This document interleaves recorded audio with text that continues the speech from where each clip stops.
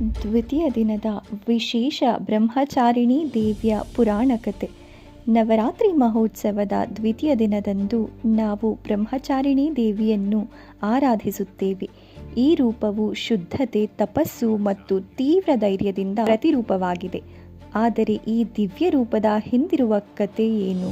ಹಾಗಾದರೆ ಬನ್ನಿ, ನಾವು ಈ ದೇವಿಯ ಮಹತ್ವವನ್ನು, ಅವಳ ದೈವಿಕ ಪ್ರಗತಿಯನ್ನು ತಿಳಿಯೋಣ. ಬ್ರಹ್ಮಚಾರಿಣಿ ದೇವಿ ಪಾರ್ವತಿಯ ಒಂದು ಪ್ರತಿರೂಪ.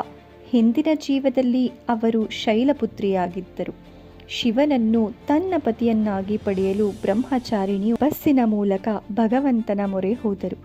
ದೇವಿ ಬ್ರಹ್ಮಚಾರಿಣಿಯರು ಅಗ್ನಿಯಂತೆ ಉರಿಯುತ್ತಾ ಬಾಳಿನ ಸುಖವನ್ನು ತ್ಯಾಗ ಮಾಡಿ ಶಿವನನ್ನು ತಮ್ಮ ಪತಿಯನ್ನಾಗಿ ಪಡೆಯಲು ಅನುಗ್ರಹವನ್ನು ಆಶಿಸುತ್ತಾರೆ. ಅವರು ಮಾಡಿದ ಈ ಅತಿ ವಿಶಾಲ ತಪಸ್ಸು ನಂದಿ, ಬ್ರಹ್ಮ ಹಾಗೂ ವಿಷ್ಣು ಸೇರಿದಂತೆ ದೇವತೆಗಳನ್ನೆಲ್ಲ ಮೆಚ್ಚಿಸಿತು. ಬ್ರಹ್ಮಚಾರಿಣಿಯು ತಪಸ್ಸಿನಲ್ಲಿ ಗಾಢವಾಗಿ ಮನಸಾರೆ ನೋಡಿದರು.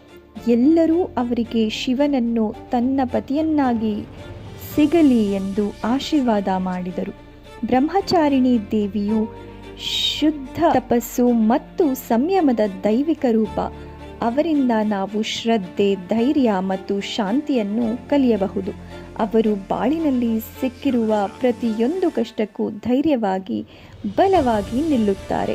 ಅವರ ಆರಾಧನೆಯಿಂದ ನಾವು ನಮ್ಮ ಜೀವನದ ದೈನಂದಿನ ಸಂಕಟಗಳನ್ನು ದೂರ ಮಾಡಿಕೊಳ್ಳಬಹುದು. ನವರಾತ್ರಿಯ ದ್ವಿತೀಯ ದಿನದಲ್ಲಿ ಭಕ್ತರು ಬ್ರಹ್ಮಚಾರಿಣಿ ದೇವಿಯನ್ನು ಪೂಜಿಸುತ್ತಾರೆ. ತಪಸ್ಸಿನ ಮಹತ್ವವನ್ನು ನೆನೆಸುವ ಈ ದಿನ ದೇವಿಯನ್ನು ಅಲಂಕಾರಿಕವಾಗಿ ಆರಾಧಿಸುತ್ತೇವೆ.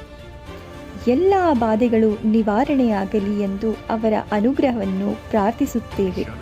ಬ್ರಹ್ಮಚಾರಿಣಿ ದೇವಿ ನಮ್ಮ ಬದುಕಿನಲ್ಲಿ ಧೈರ್ಯ, ಶ್ರದ್ಧೆ